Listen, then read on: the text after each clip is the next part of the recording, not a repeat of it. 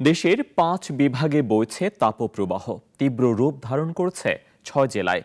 সর্বোচ্চ তাপমাত্রা চুয়াডাঙ্গায়, যা গতকাল ছিল ৪০.৮ ডিগ্রি সেলসিয়াস।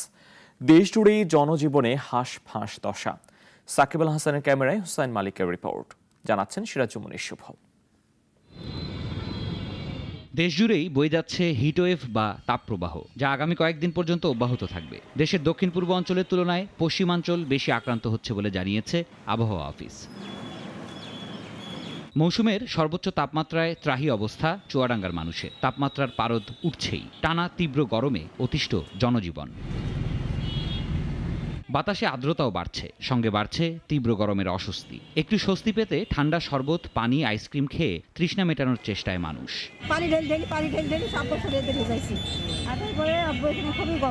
গরমে বসে থাকার মতো অবস্থা নেই। গেঞ্জি একটা দুটো পাল্টানো হয়ে গিয়েছে। গরমে অশান্তি লাগে। আভাস বলছে সপ্তাহ জুড়েই থাকবে এমন পরিস্থিতি। তাপমাত্রা বাড়তে পারে আরও। যে তীব্র তাপপ্রবাহ বয়ে যাচ্ছে, এটা আরও অব্যাহত থাকতে পারে। আজকের যে অবস্থা, তাতে তাপমাত্রা ৪১ ডিগ্রি সেলসিয়াস এর কাছাকাছি বা ছাড়িয়ে যেতে পারে। আপাতত চুয়াডাঙ্গা জেলার উপর কোনো বৃষ্টিপাতের সম্ভাবনা নেই।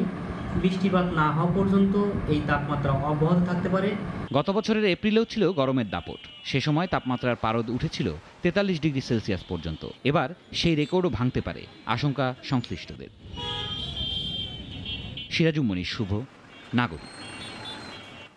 একমাত্র ওয়ালটন এসি দিচ্ছে ১ বছরের রিপ্লেসমেন্ট গ্যারান্টি।